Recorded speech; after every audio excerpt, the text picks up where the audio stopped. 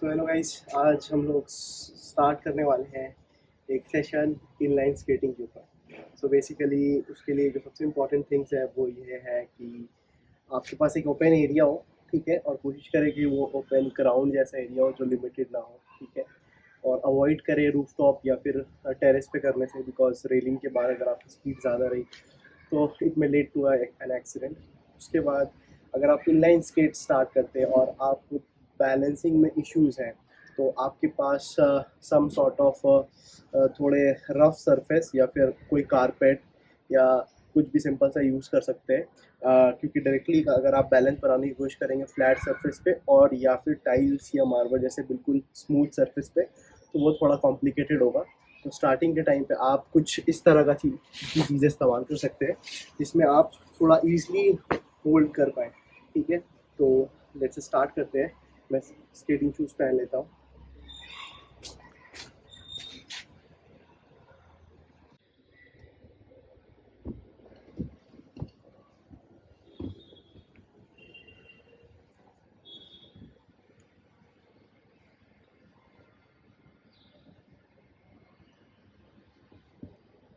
So hi guys, so let's start. So सबसे पहले आप कोशिश करें कि आप हेलमेट और पैड्स यूज़ करें और एटलीस्ट हेलमेट यूज़ करें। बट इस सेशन में हम लोग थोड़े से भी हाई स्पीड पे कुछ भी नहीं करने वाले हैं, तो वो इम्पॉर्टेंट नहीं है अभी के लिए। तो बेसिकली स्टार्ट करते हैं। तो जो सबसे इम्पॉर्टेंट चीज़ है वो है बैलेंस बनाना, कि आप बैलेंस बनाएंगे कैसे। तो और उससे भी पहले जो इम्पोर्टेंट चीज़ है वो है कि आप खड़े कैसे होंगे, ठीक है। तो बेसिकली जो खड़ा होने का टेक्निक है ना वो ऐसा है। पहले मैं बैठ के दिखाता हूँ और उसका रिवर्स से खड़ा होना, सिंपल, ठीक है, वाइस वर्सा। तो आप दो तीन तरीके से यूज़ कर सकते हैं। या तो आप इस तरह से, लाइक दिस, ओके। सो अब हम लोग खड़े होने का ट्राई करते हैं। तो पहले एक फुट पे होना है, फिर दूसरे फुट पर। और जैसा कि मैंने कहा कि अगर आप बिगिनर है और आपको ग्रिप बनाने में दिक्कत होती है तो आप इस तरह के रफ सरफेस का यूज़ कर सकते हैं, ठीक है। तो स्टार्ट करते हैं। तो पहले आपको एक एक पैर इधर करना है, ठीक है। आप दूसरा पैर इधर करना है, ठीक है। और एक टी बनाना है, ठीक है। टी या फिर वी पोजीशन, राइट। एक टी पोजीशन या फिर वी पोजीशन बनाना है, ठीक है। उसके बाद आप किसी एक लेग पे फोर्स देके, जो आपका स्ट्रॉन्ग लेग है, और दूसरे लेग को टर्न कर सकते हैं। दो तरीका है करने का, या तो इसको पूरा उठा के ऐसे रख लें, और या फिर जो दूसरा तरीका है वो ये है, इस लेग को अगर आप टर्न करने वाले हैं तो पूरा उठाने का के बजाय इसको ऐसे, इसका मतलब इनिशियल जो पार्ट है वो ग्राउंड पे ही होगा, आप इसको मूव कर लेंगे, ठीक है। तो ये हुआ स्टैंड करने का, स्टैंडिंग पोजीशन, ठीक है। और सेम चीज़ जो मैंने कही, अगर आपको थोड़ी, जैसे ये तो रफ सरफेस ही है बट इससे भी स्मूथ सरफेस हो सकती है, और स्टार्टिंग टाइम पे आपको ये सरफेस भी मतलब बहुत ज़्यादा, मतलब इसमें स्लिपरी हो सकता है, तो उस केस में आप इस तरह के कुछ सरफेस का इस्तेमाल कर सकते हैं, ठीक है। तो अब जो है, अब जो बैलेंस बनाने का जो तरीका है, ठीक है, वो बेसिकली क्या है ना, कि ना आपको ज़्यादा वाइड खड़े होना है, ठीक है, ना आपको ज़्यादा अपने लेग्स को अंदर करना है, ठीक है। वो होना चाहिए आपके हिप के बिल्कुल इन लाइन, ठीक है। अब उसके बाद जो है ना, आपको क्या करना है कि अपने नीज को थोड़ा सा स्लाइड बेंड करना है, और जो है ना अपने स्केटिंग शूज़ को बहुत प्रॉपरली टाइटली बांधना है, और अपने जो चिन, ये वाला जो पोर्शन है, उससे इस पर थोड़ा प्रेशर देना है, ठीक है, लाइक दिस, लाइट प्रेशर। तो you will feel like stability, ठीक है।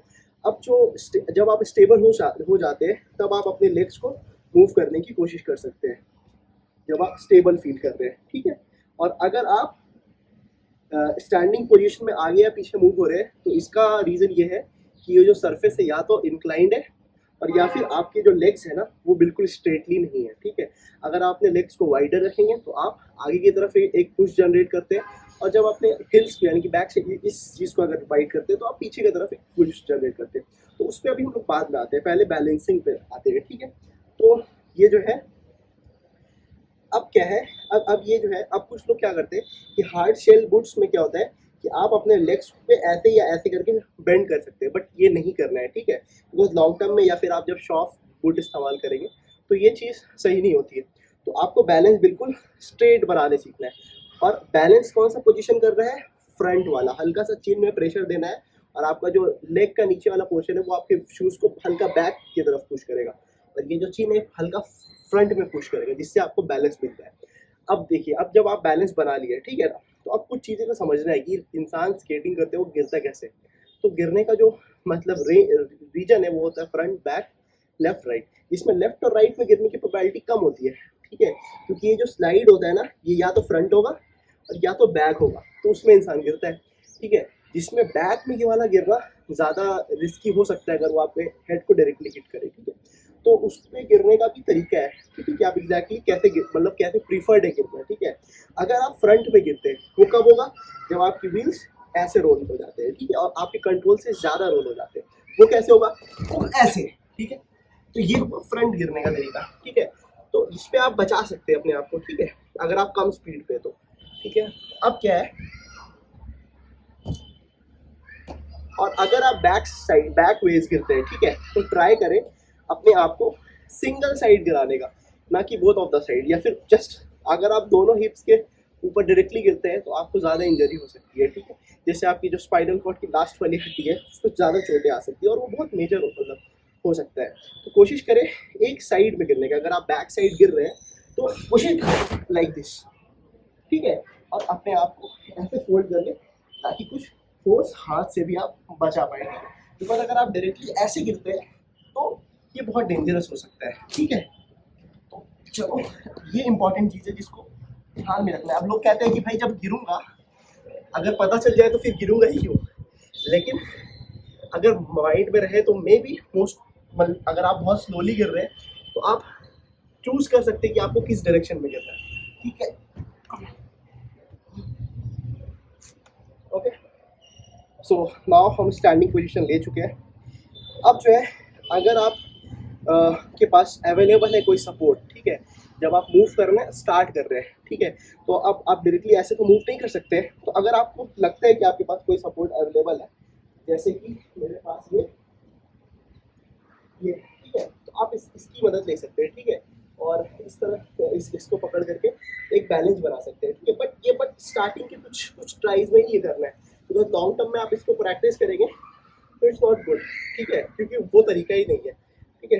टेम्पोरली मैं कह रहा हूँ, ठीक है। अब जो दूसरी चीज़ ये है ना कि इंसान, हम लोग जो वॉक करते हैं, ठीक है, तो हमारे वॉक करने का जो टेक्निक है, ठीक है, और हमारे स्केटिंग करने का जो टेक्निक है उसमें कुछ डिफरेंसेस है। डिफरेंसेस ये है कि जब हम फॉरवर्ड डायरेक्शन में वॉक करते हैं ना, तब हम क्या करते हैं कि हम अपने एक पैर को आगे बढ़ाते हैं, राइट, और दूसरे पैर से पुश जनरेट करते हैं, वो होता है पीछे की तरफ।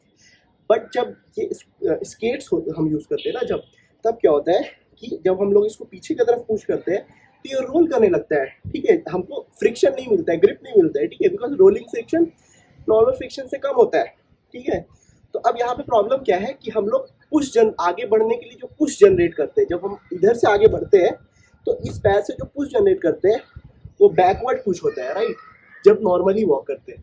बट यहाँ पे हम लोग वो नहीं कर सकते, क्योंकि हम लोग अगर बैकवर्ड से पुश जनरेट करेंगे तो क्या होगा, ये रोल कर जाएगा, ठीक है, और पुश जनरेट ही नहीं होगा, ठीक है ना। तो अब इसके लिए जो टेक्निक है ना वो है साइड वेज पुश जनरेट करने का। हम लोग इसको ऐसे पुश कर सकते हैं, राइट, इस तरफ, इस डायरेक्शन में, और इस पैर से इस डायरेक्शन में, राइट। ये जो तरीका है इसके लिए बस प्रैक्टिस की जरूरत होती है कि हम एक पैर पे पहले बैलेंस बनाएं, ठीक है। तो जब आप बैलेंस बनाने की कोशिश करते हैं और इस पैर को आप उठाते हैं तो आपको अपने सेंटर ऑफ मास को इधर ले आना है। ये बॉडी खुद करती है, बिकॉज आप अगर जब भी एक पैर उठाते होंगे नॉर्मली भी, तो आपकी बॉडी इस तरह से अलाइन हो जाती है। जब ये पैर उठाते हैं तो बॉडी इधर आ जाती है, तो सेंटर ऑफ मास इधर आ जाता है, ताकि ये क्या बोलते हैं, रोटेशन जो होता है वो कम हो जाए, ठीक है, और आप प्रॉपरली एक पैर पे खड़े हो पाए, ठीक है। तो अब इस चीज़ की प्रैक्टिस करनी है, ठीक है, लाइक दिस 1 2 3 4 5 6 1 2 3 4 1 2 3 4 1 2 3 4। तो जब ये प्रैक्टिस आपकी हो जाएगी, ठीक है, जब आप ये बैलेंस बना सकते हैं, ठीक है, आप देख लेंगे जब मैं इस पैर को उठा रहा हूँ तो मेरी बॉडी इधर जा रही है, जब मैं इधर, और अब वीडियो चल रहे हैं, समझा, बैठो बैठो बैठो, यहाँ अंशुल आ चुका है। अबे अब मैं स्केटिंग क्लासेस स्टार्ट करने वाला हूँ, तेरे को पता है, हाँ। रुक जा पॉज करता हूँ, अभी साले मुझे भी नहीं आता है। बात कर रहे हैं। हाँ, तो जब आप बैलेंस बनाना क्लियर कर चुके हैं तब आप थोड़े से मतलब कंपैरेटिवली स्मूदर सरफेस पे मूव हो सकते हैं, तो फिर उसके बाद इसकी यूज़ नहीं होगी।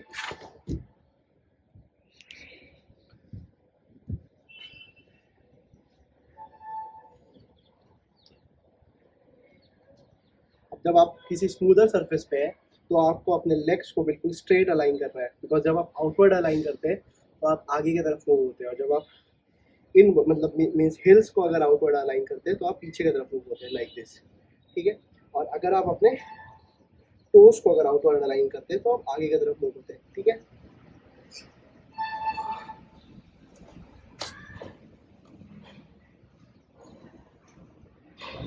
तो ये स्टेप तब है जब आप दोनों साइड्स पे बैलेंस बनाना सीख चुके हैं, like this like this like this.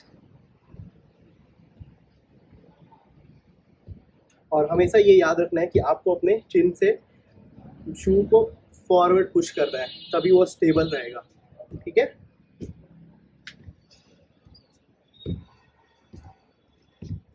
अब क्या है, अब मैं फॉरवर्ड मूव करूँगा अपने दोनों टोज को ऐसे करके, और बैकवर्ड मूव करने के लिए भी सेम है।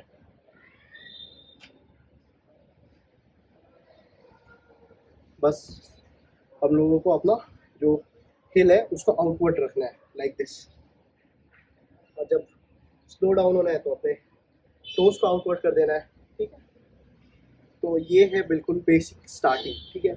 जब आप ये कर लेते हैं, करने के बाद फिर हम लोग मूव हो सकते हैं नेक्स्ट स्टेप पे, जो ये होगा कि अब मूव कैसे करना है। तो जैसा कि मैंने बोला कि आप जब आप इस तरह से पुश जनरेट करना सीख चुके हैं तब आप फॉरवर्ड के लिए ये कर सकते हैं लाइक दिस।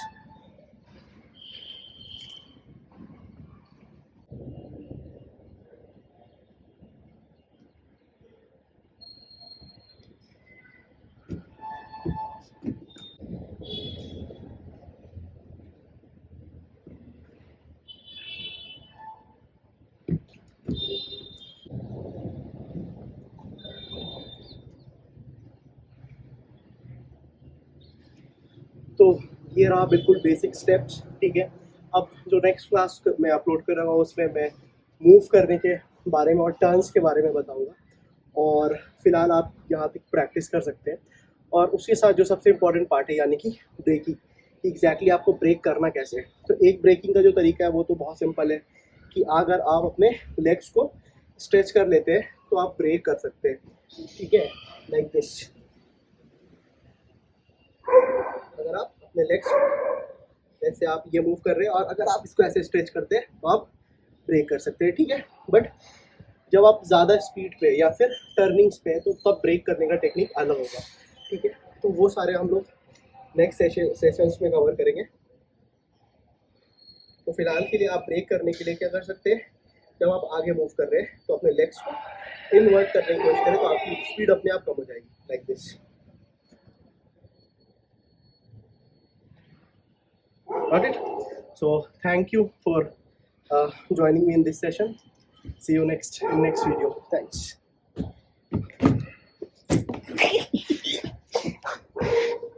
बहुत हो जाएगा।